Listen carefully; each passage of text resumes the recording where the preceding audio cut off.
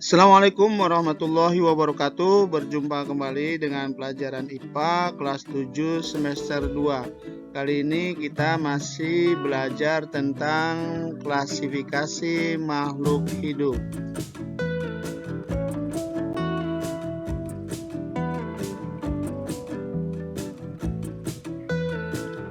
Bagian yang kedua, mengapa makhluk hidup dikelompokkan?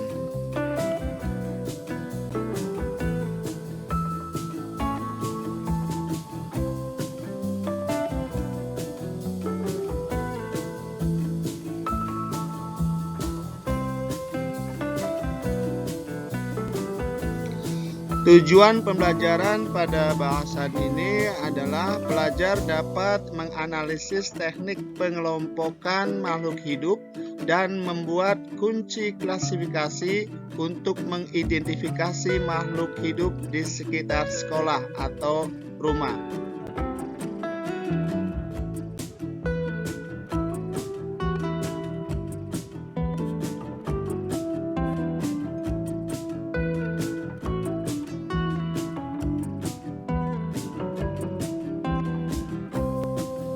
Baik, langsung saja kita bahas yang pertama, klasifikasi. Pernahkah kalian mengunjungi perpustakaan atau minimarket, supermarket? Seperti pada gambar ini, ya, ini gambar perpustakaan. Pada saat kalian mengunjungi sebuah perpustakaan, maka kalian akan melihat bahwa buku-buku disusun berdasarkan kategori tertentu. Buku teks pelajaran IPA akan disimpan pada rak yang sama, tidak tercampur dengan buku lainnya. Begitu juga dengan buku-buku yang lainnya, disusun berdasarkan kategori-kategori tertentu. Mengapa hal tersebut dilakukan?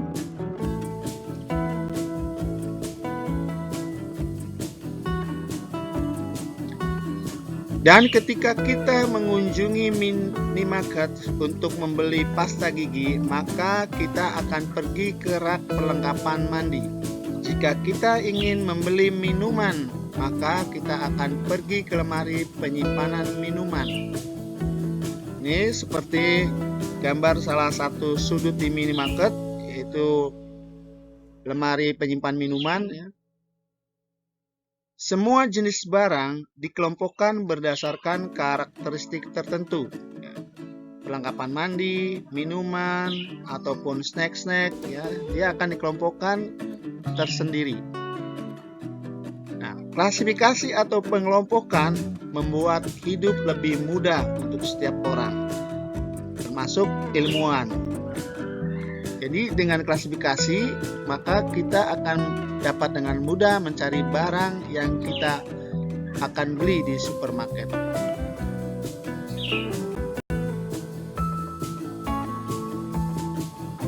Nah, yang barusan tadi itu adalah pengklasifikasian atau pengelompokan barang. Bagaimana dengan klasifikasi makhluk hidup? Apa itu klasifikasi makhluk hidup? Klasifikasi makhluk hidup adalah suatu cara untuk mengelompokkan makhluk hidup berdasarkan kesamaan ciri yang dimiliki. Tujuan pengklasifikasian makhluk hidup adalah untuk mempermudah mengenali, membandingkan, dan mempelajari makhluk hidup. Jadi dengan klasifikasi kita akan gampang mempelajari makhluk hidup. Tujuan khusus atau tujuan lain dari klasifikasi makhluk hidup adalah 1. Mengelompokkan makhluk hidup berdasarkan persamaan dan perbedaan ciri-ciri yang dimiliki. Jadi dengan klasifikasi kita akan lebih paham persamaan-persamaan atau perbedaan-perbedaan yang terdapat pada makhluk hidup. Kedua, mendeskripsikan ciri-ciri suatu jenis makhluk hidup untuk membedakannya dengan makhluk hidup dari jenis yang lain. Yang ketiga, mengetahui hubungan kekerabatan antar makhluk hidup. Dari ciri-ciri dalam satu kelompok, kita akan paham, ya, kita akan tahu hubungan kekerabatan yang ada pada makhluk hidup tersebut. Yang keempat, memberi nama makhluk hidup yang belum diketahui namanya. Jadi, jika kita menemukan suatu makhluk hidup yang tidak ada namanya, dengan cara kita klasifikasikan dengan melihat ciri-cirinya, maka kita akan bisa memberikan nama pada makhluk hidup yang belum ada namanya tersebut.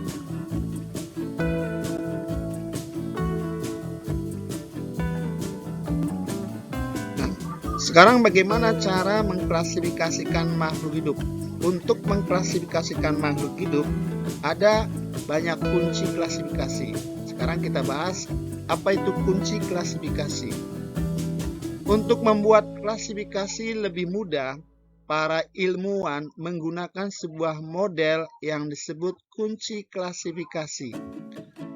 Kunci klasifikasi harus jelas, sederhana, dan mudah digunakan.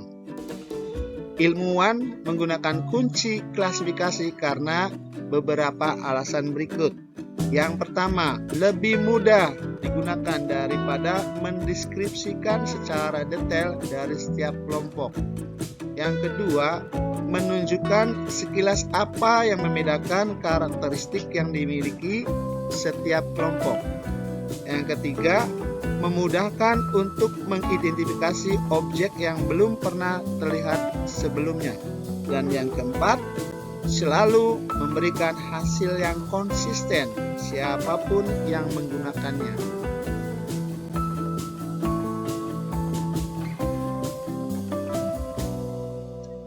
Terdapat beberapa jenis kunci klasifikasi, diantaranya kunci percabangan, kunci dikotomi, kunci format tabel, dan kunci melingkar. Di sini hanya akan dipelajari kunci dikotom dan kunci dikotom dalam tabel, dalam format tabel ya. Baik, kita bahas yang pertama, kunci dikotom. Kunci dikotom atau kunci dikotomi adalah kunci determinasi yang terdiri atas dua keterangan yang berlawanan dari ciri-ciri yang dimiliki oleh suatu jenis atau kelompok makhluk hidup. Jadi kunci ini berupa dua pernyataan atau keterangan, di mana dua pernyataan atau keterangan itu satu sama lain adalah saling kontradiktif atau berlawanan. Kunci dikotomi memiliki dua pilihan di setiap cabangnya. Kunci ini dimulai dari atas dengan kelompok yang lebih besar dan perlahan-lahan dibagi menjadi kelompok lebih kecil dan lebih kecil lagi sampai tidak ada lagi pilihan yang memungkinkan.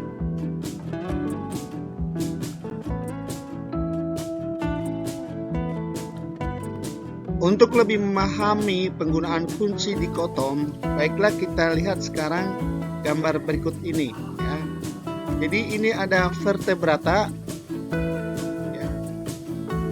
Ada vertebrata, kemudian kita bikin kunci dikotomnya. Apakah hewan vertebrata ini berambut atau tidak? Kalau berambut, maka vertebrata itu mamalia. Kalau tidak, maka timbul pertanyaan selanjutnya, apakah vertebrata itu berbulu atau tidak? Kalau berbulu, maka dia adalah golongan Aves. Kalau tidak, maka akan ada pertanyaan berikutnya. Apakah berkulit kering atau tidak? Kalau berkulit kering, maka dia adalah reptil. Kalau tidak, maka akan ada pertanyaan berikutnya. Apakah vertebrata itu bersisik atau tidak? Kalau bersisik, iya ini berarti Pisces. Kalau tidak bersisik, maka amfibi. Ini adalah contoh kunci dikotom.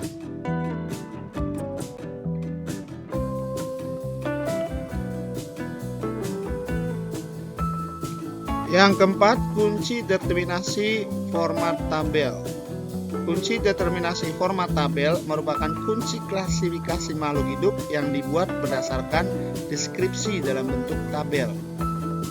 Kunci determinasi ini dapat dikotomi, memuat dua pilihan, ataupun terdiri atas banyak pilihan. Kunci determinasi format tabel disebut juga kunci lanjut ke, karena nanti setelah kita baca pernyataannya, kalau belum sesuai maka pernyataan itu kita akan lanjut ke pernyataan berikutnya.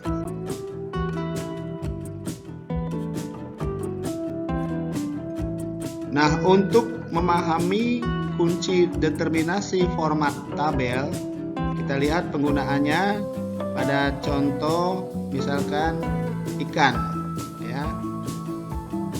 Ini adalah kunci determinasinya ya. Jadi kunci determinasi itu terdiri dari dua pernyataan dan masing-masing selalu diberikan nomor ya. Nomor 1, maka nomor 1 ini AB ya. 2 juga AB, 3 juga AB dan seterusnya. Dan selalu terdiri dari pernyataan yang kontradiktif antara pernyataan satu dengan pernyataan yang satunya lagi. Kita lihat misalkan ikan. Ikan ini kita cocokkan dengan kunci determinasi ya, ciri-cirinya. Ikan ini, apakah ikan itu tidak memiliki tulang belakang atau memiliki tulang belakang? Nah, kita lihat di sini tidak memiliki tulang belakang, maka di sini adalah invertebrata. Kalau dia memiliki tulang belakang, maka lanjut ke nomor 2. Nah, kita tahu bahwa ikan itu memiliki tulang belakang, maka kita lanjut ke nomor 2 bacanya. Nah, nomor 2-nya kita lihat apakah ikan itu memiliki rambut atau tidak memiliki rambut. Nah, ikan itu tidak memiliki rambut, maka di sini lanjut ke nomor 3. Kita lanjut ke nomor 3, ikan itu memiliki bulu atau tidak memiliki bulu. Kita tahu ikan itu tidak memiliki bulu, maka lanjut ke nomor 4. Kita lihat nomor 4-nya, ikan itu memiliki kulit yang kering atau kulit basah. Nah, kita tahu ikan itu kulitnya basah, maka lanjut ke nomor 5. Nah, nomor 5-nya kita lihat, apakah ikan itu memiliki sisik atau tidak memiliki sisik. Nah, kita tahu bahwa ikan itu memiliki sisik. Nah, di sini sudah selesai. Nah, artinya bahwa ikan termasuk kelas Pisces. Maka ya, hasil dari kunci determinasi yang dihubungkan dengan ciri-ciri ikan tadi ya, maka nomor kunci determinasinya dari ikan ini adalah 1B ya. Jadi 1B, kita pilih yang B tadi, satunya 1B ini. Kemudian 2-nya juga 2B, 3-nya juga tadi 3B, 4-nya juga 4B, baru 5-nya 5A, kelas Pisces ya. Jadi nomor kunci determinasi dari ikan adalah 1B, 2B, 3B, 4B dan 5A, kelas Pisces ya.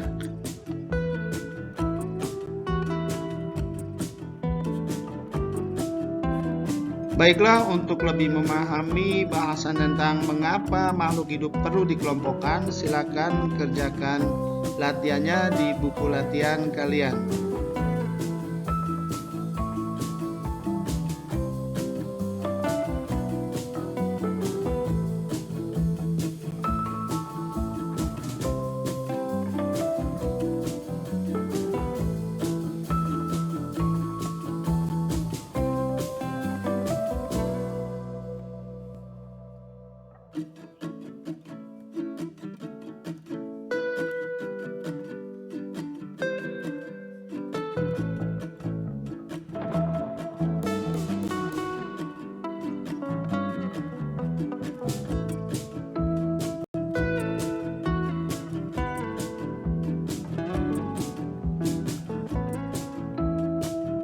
Demikian bahasan tentang mengapa makhluk hidup perlu dikelompokkan.